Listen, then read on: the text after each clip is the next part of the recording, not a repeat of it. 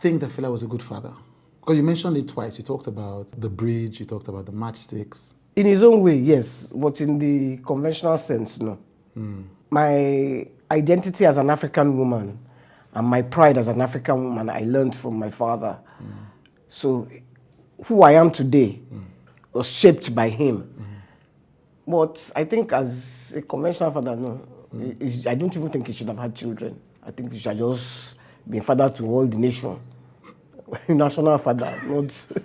You didn't feel any special bond that you were Fela's child, or he was going to favor you because you were his child, or you were just another human being, as far as he was concerned. Right. You know. Yeah. Was that painful? You could resent it, but I just learned to rise above it. But it caused a lot of rifts between us. I mean, there was a time that Femi and Fela quarreled, so of course, that was Fela quarreled with Femi, Sola, and I.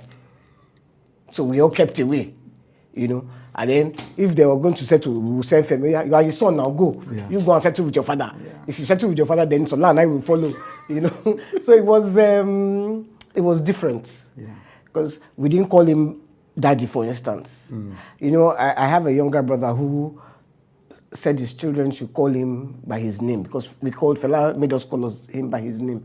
And I went to, his kids stay in Ireland, so I went to the house and they were like, Kule, Kule, Kule. Eh? I said, what? You are calling your father Kule? I called him, I said, you don't want to be a responsible father. From today, stop letting them call you by your name. So when they came to Nigeria, I said, have you started calling your father daddy? He said, yes. Don't call your father by Kule because he thinks he's a young boy running up and down. No, he has to be responsible. Yeah. You know. So I think us not calling him daddy made him not realize the gravity of having kids. Yeah. You know. Yeah. Was it hard on your mom though, his absence? I'm sure it was. I'm sure it was. As a grown woman, I realized a lot of things must have been painful to my mom, but I didn't know as a child. I just used to think, Mommy, what's wrong with you? Mommy, you know. The more mature I get and the more mature I got, because I'm fully mature now, I guess, I now start to realize a lot of the things I noticed as a kid is that she wasn't happy. I feel bad that I didn't know it then, and I didn't embrace her and say, oh, Mommy, I understand you. I didn't realize it until after she died. And then she has a book that I haven't fully read because it's very painful for me to read.